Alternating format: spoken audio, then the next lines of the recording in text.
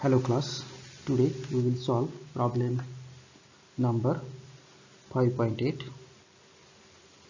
So this is problem number problem PLEM problem number 5.8, and this is based on the compression members. So this is a comprehensive problem which covers the design procedure we studied during the theory class. Earlier two problems were just introductory problems. So we are solving this problem, that is problem number 5.8, using the design procedure for the compression members. So I will write out the problem number 5.8. It says a strut in a roof truss carries an axial compressive load of 180 kN period. Design a suitable double angle section for the compression member period. The length of the strut between center to center of intersection is 2.3 meter and yield stress of the steel is 250 megapascal. So this is the problem, and we have to design it for the load of 180 kilonewton. That is the important given. Again, it's a double angle section, so that we have to use as a compression member. And another given is center to center length is equal to 2.3 meter and yield stress of the steel is given as 250 megapascal. So these are the important given. So on this background we have to design the compressive member that carries the two angles. And suppose this is cassette plate, it is not given what is the thickness, let's assume as 20 mm. Then one angle connected to this cassette plate like this, right, and the second angle will be connected to the cassette plate like this, right. So if we consider the x-axis, this will be the x-axis for these individual sections, right, angle sections, as well as the composite section. X-axis will be the same, on which the CG will be lying for the individual angles as well as for the composite action. But in case of the y-y axis, it will not be the same. So this is y-y for the first, this is y-y axis for the second, but for the composite section it will be lying somewhere here. So this will be the y-y axis for the composite section.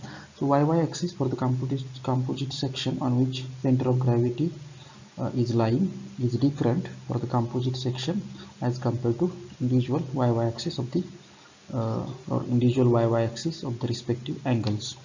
So we have to use this information during calculation. So right now you have to remember just x-axis is the same for the individual as well as composite axis, but y-y axis for individual sections angles particularly are different, as well as for the composite section it is different. So let's start to solve this problem. So given effective length, first of all find the small l. Again from table 5.3. so this is the given length or unsupported length, so multiplier in this case or under this condition will be 0.85.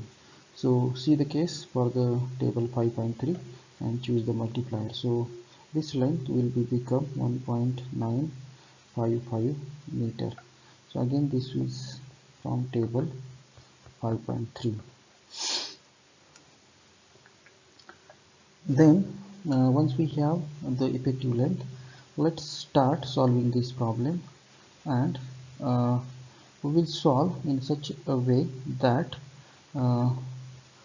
we have to go through multiple trials. So let's do the first trial, because as per the procedure we are using for design of the compression member. We have to assume the permissible compressive stress. So assume uh, sigma compressive stress, let's say sigma cs. So we have assumed this as 80 megapascal as a first trial. Okay, so after this we will be able to find out a approximate area required to transfer this much load, that is 180 kilonewton. So this will be in newton, so 180 into 1000 newton, and we have the assumed value of the compressive stress, so that we have to use, that is 80. So we will get the approximate area for the composite section. So this will be equal to 2250 millimeter square. So this is the, we can say, first step. Then next step will be to select the sections. So in the first trial, this is first trial, we are trying two angle sections of 75, 50, 10 mm. So one leg is 75, another leg is 50, and the thickness is 10 mm. So for each angle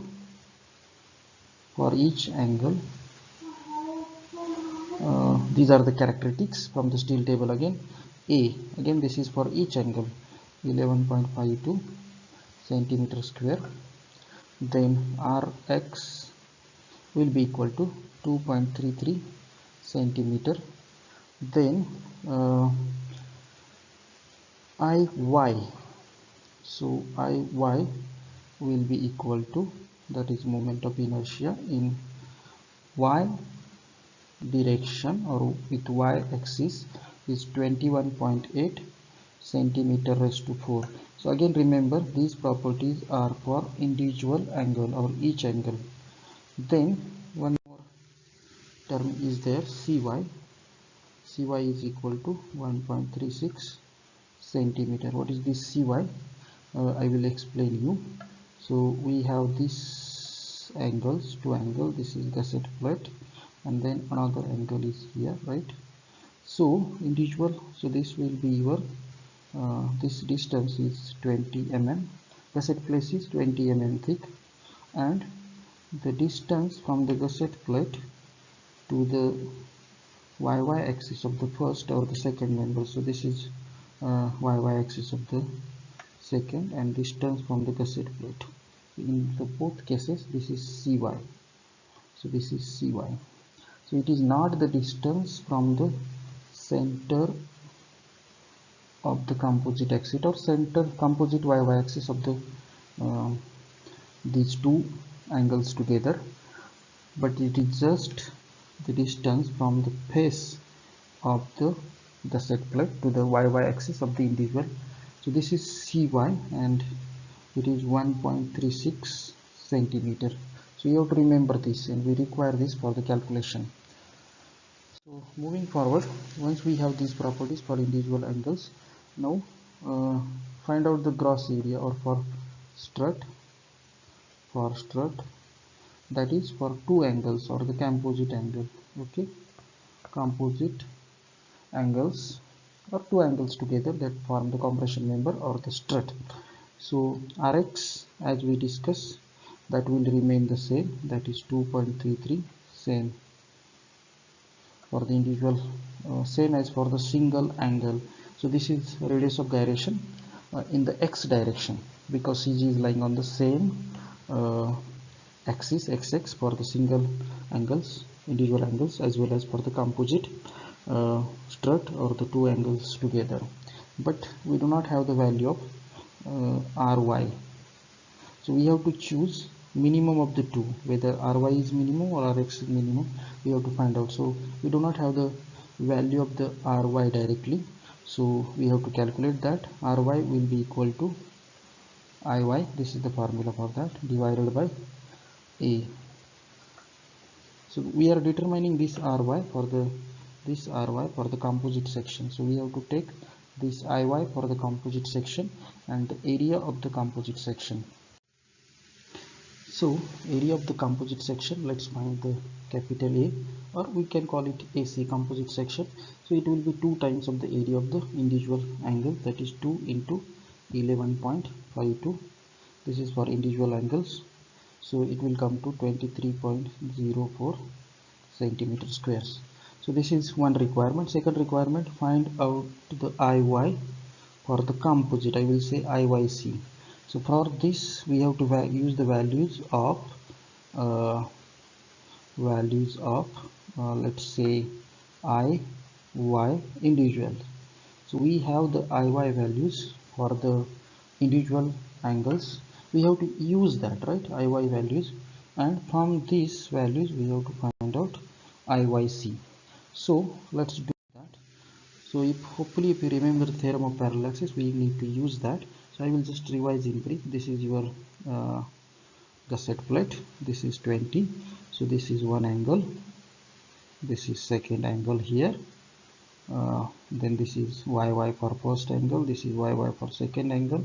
And this is the y-axis for the composite. This particularly is the YY, right, for the composite uh, uh, section, or this for the strut, or two angles together. So what we have to do, we have to transfer this IY here individual, we can say this IY individual here to this IY composite. So there will be two individual moment of inertia that need to be transferred to this axis. So if you remember the formula for uh, uh, formula, or we can say this is theorem of theorem of parallel axis. So I will show you one case. So to transfer from this to this, suppose we have this and this angle, right, this angle here. This is again we will say small I y, and this is your composite YY, right? So this will be your composite YY. So for transferring this to this, so I will say y c will be equal to I y I, that is individual, plus a into h square. A is the area of this angle, right, area of this angle, and h is the distance between these two, right? So this distance will be equal to, we have to use the cy. So this is distance will be equal to particularly this distance. So this distance from the face of the gusset plate, here face of the gusset plate is cy, and this is 20, right? This total is 20. So half of that will be 10. So this distance will be 10, right? So here h will be equal to cy plus 10. This 10 is half thickness of the gusset plate, this thickness for this angle, right? So this will be the single for the single angle.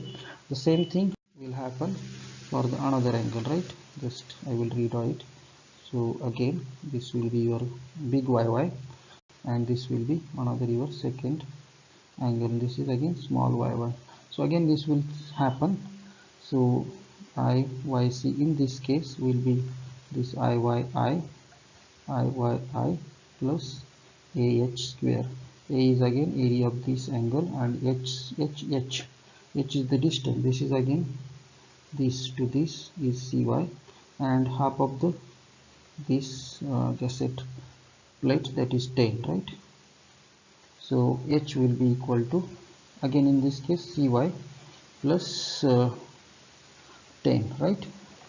So if we combine these two together, composite I1 will be equal to IYC will be equal to IY I individual plus area of first, distance of first. So this is for the first angle, right? Say first angle, and then same for the second, IYI plus A H square. So if we will combine this, it will come to 2 Iyy individual plus 2 ah square. Does that make sense? Yes, it does make very much sense. So it is not explained in the book, but I think from this it will be clear. So what basically we are doing, again I will explain, maybe a little bit complicated. So again, this is gusset plate, this is composite YY, and this is individual YYs, right? So this is individual YYs. So moment of inertia here about composite is upon, we can say IYC.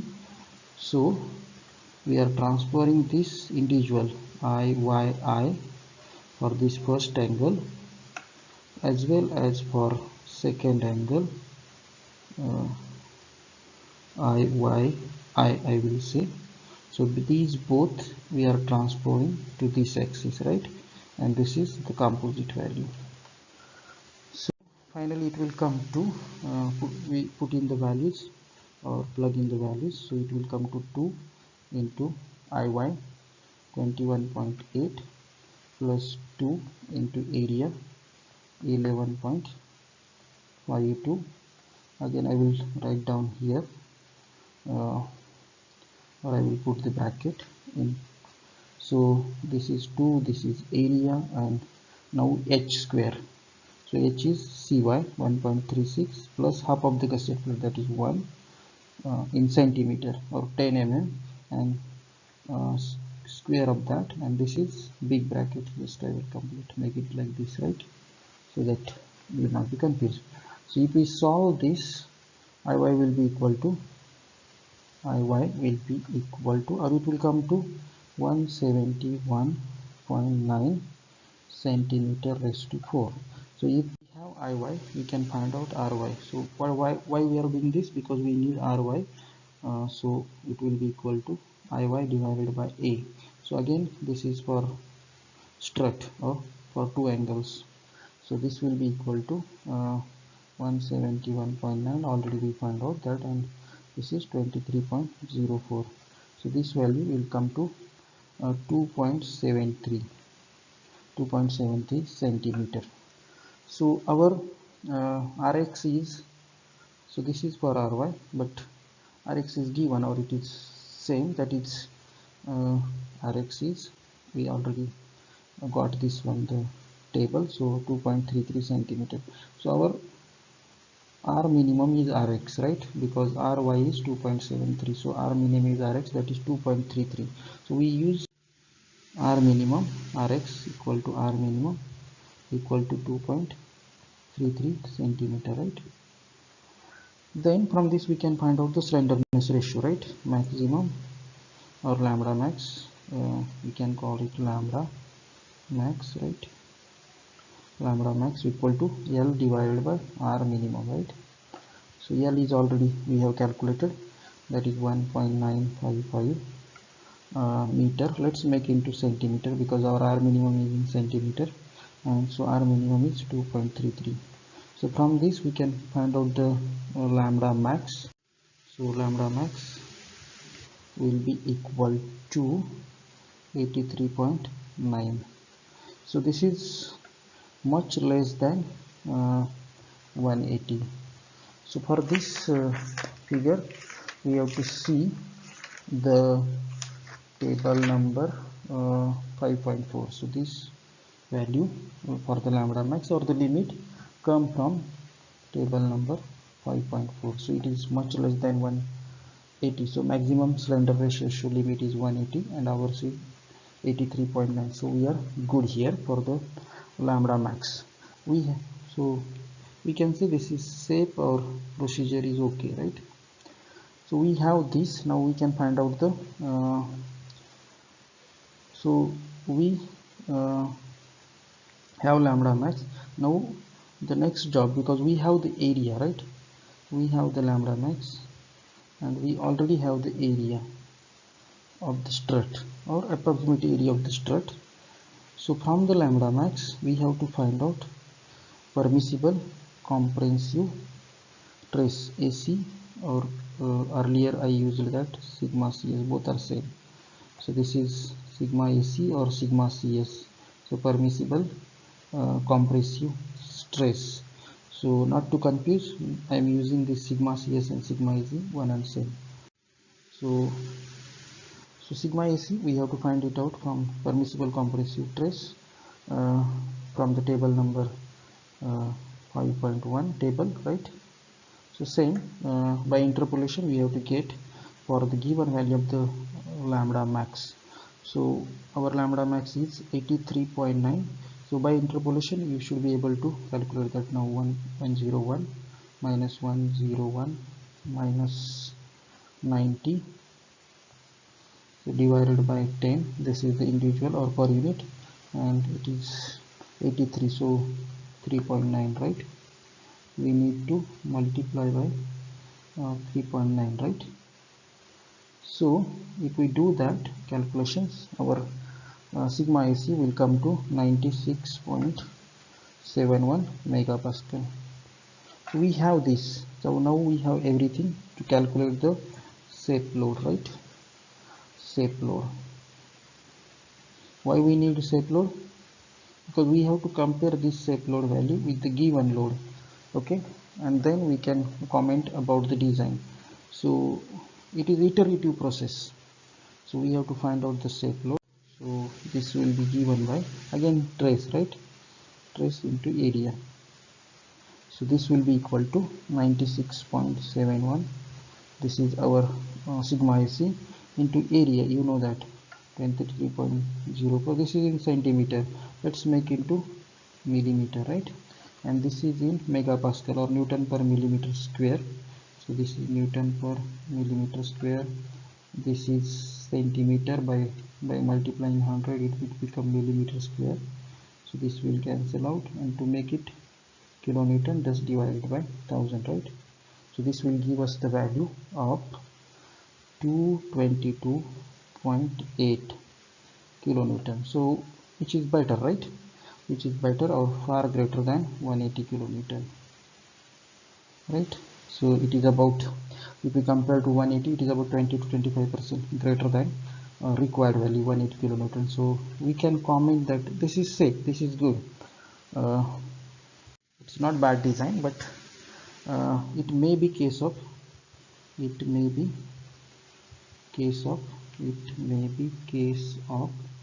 over design, right? Because we are having shape load value as 222.8 kilonewton against 180, right? Required is 180. So let's do the second trial. So let's do the trial second, and try to design the compression member which is having shape value slightly greater than 180. Okay, the same procedure we have to repeat again. What will be the first step? So first step will be the, again we have to set or second trial, or in the second trial first step will be the choose the different section, like choose the little smaller. I say 70, 45, 10. So earlier was 70, 50, 10. So we are choosing little bit smaller section. So area for this will be 2 into 10.52. So this is for individual section. So it will come to 21.04 centimeter square, little smaller than earlier section. And Rx will be equal to 2.16 centimeter. So see that in the books it is mentioned Ry, so it is not Ry, it is Rx. Rx is 2.16 centimeter. Now we have to find out the Ry. So Ry will be equal to, again, under root Iy divided by A. So I will not repeat the procedure now. I will directly write down the values for Iy and the A. So Ry will be here. I will write it down. The same thing, Iy, this is for the composite, right? And theorem of parallel axis transformation. So 2 into 15.6 plus 2 into area of individual into, again I am writing here, This is the individual IYI for two sections. This is again for two. This is the area of individual sections, and this is multiplied by h square. So h is here cy 1.24 plus again gusset plate is the same, that is 10 mm or 1 centimeter and square of that. So this is one quantity, right? So this is multiply this is multiply here, and this is h. So this is cy, and this is half the thickness of the gusset plate. So this is numerator. In the denominator area, that is 2 into 10.52, or it will be 21.04. So if you solve this, ry will be equal to 2.54 centimeter. So our rx is 2.16, right, centimeter. So this is our minimum, that is r minimum. So if you know r minimum, you can find the maximum lambda max will be equal to L by r minimum. So L is same, it will remain 1.955. This is meter, so convert into centimeter and divided by r minimum, that is 2.16. So lambda minimum value comes to 90.51. So this is well below standard value, that is 180 for the given condition. So this is again table value, so it is well below that. So our design is okay or proper, right? So once we have lambda value, so next job is from the table again we have to find sigma AC. Again interpolation we have to use. So by interpolation it will come to 90 minus 90 minus 80. So find the unit value divided by 10, and just it is higher by 0.51. So actually lambda is 90.51, so multiplier will be 0.51. So sigma AC will come to, if we do this calculation, 89.49 megapascals, right? So we have the sigma AC. From this we can calculate now shape load, right? Shape load will be equal to again same trace into area, or shape trace. Shape trace is this, right? So this is equal to shape load carried by this member will be 89.49 into area 21.04, right? This is in centimeter, so convert into millimeter. So this is Newton per millimeter, divided by 1000 to get in kilonewton. So this will come to the 188 kilonewton. So shape load will be 188 kilonewton, and which is slightly greater than 180 kilonewton. That is the required load to be transmitted by this member. So we can say our design is good, or which is all right. So we can accept this size of the. So as the design is shaped, so our final strut, that is the compression member, will have two members of this size, that is ISA 70 into 45 into 10. This is in mm. So in the second trial we got the much better design, and in the second trial we reduced this dimension from 75 to 70, and this dimension from 50 to 45, and this thickness is same for both the trials, right? So this is our strut comprising two Indian standard angles connected back to back of the gusset plate. Now only one thing is remaining, that is design of the end connection to complete this problem, right? So let's start to do design of the end connections. So here what we have to do, we have to find out, suppose we are using power driven screws, power driven rivets of 20 mm, power driven screws, or the rivets, right? So depending upon the thickness of the uh, connecting members, we have the minimum sizes. So if you go and see the uh, thickness of the member, if the thickness of the member is 10 mm, so minimum size of the rivets is 16 mm, right? If the thickness of member is between 10 to 16 mm, the minimum size of the rivet is 20 mm. So our is in this case, so that's why that is 10 to 60 mm. that is the thickness of the angles, and that's why our rivet size is 20 mm, and we are using power driven screws or the rivets. Again, these for power driven screws and the rivets, there will be the different bearing, and we have to check the respective bearing values or the traces of the rivets.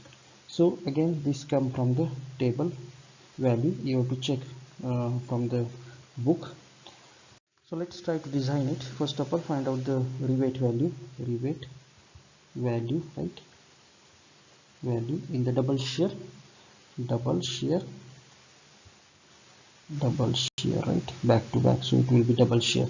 So it will come 2 into pi by 4 d square, pi by 4, we have to use the gross diameter, right, 21.5, that is 20 is the nominal diameter, 21.5 will be the gross diameter, and 2 times, because double shear, pi by 4, and then shape shear trace is 100, right, and to convert into kilonewton, just divided by 1000. So this will give a double shear rivet value, that is 72.6 kilonewton.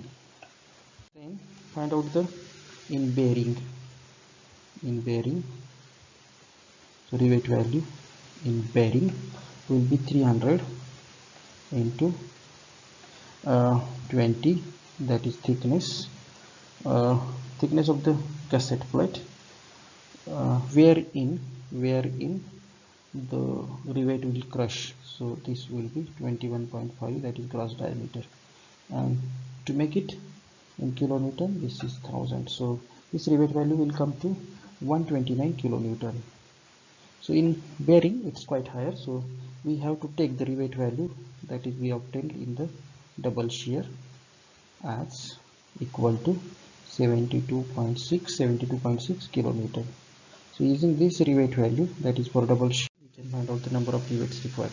So number of rivets, this side is number of rivets will be equal to total load, right, load divided by rivet value,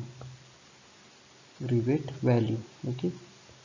So total load is 180, right, kilonewton, and we have the rivet value also in kilonewton, so that is 72.6 kilonewton. So number of rivets will come about 2.4, let's make it 3, or round to next integer, that 3 number of rivets. Once we have these rivets, we have to find out arrange the rivets, right. So this will go with the nominal diameter, and again uh, with the cross diameter, and we have to find out the pitch between the rivets and edge distances also. So let's draw the figure finally. So this is your cassette plate, right, let's draw like this, okay. This is cassette plate. Then this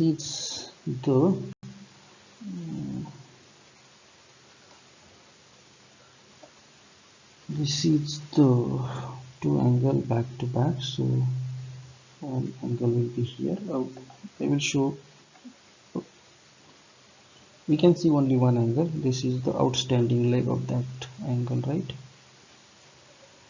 and we have to apply all the things. This is first rivet, this is second rivet, this is third rivet. So by following normal procedure, the edge distance will be 45, and the distance between the two successive rivets will be 60. So this will 60, and again this will be 45, right. So these are the edge distances and pitches, and these are two numbers of, and again we have to put some taking rivets, general recommendation for that 1 meter at the rate of center to center, or from center to center 1 meter distance should be for the taking rivet. So we have now what is required, uh, everything for the compression member or design parameters of the compression member, just revise it. So we have for the strut or this compression member 2 ISA at the rate of 70, 45 and 10 mm, right. We require 3 number of rivets having nominal diameter, I will use ND as 20 mm, right, and gross diameter GD equal to 21.5 millimeter, and we have shown the pitch and edge distance right in the figure, and also the tacking distance or tacking rivets. So I believe this design of the compression member is complete. So we followed the procedure, and so this is big problem. I encourage you to go through the procedure and trials and end connections, and how to find out particularly IY. It is a little bit difference, and by this I assume the problem is complete. Thank you.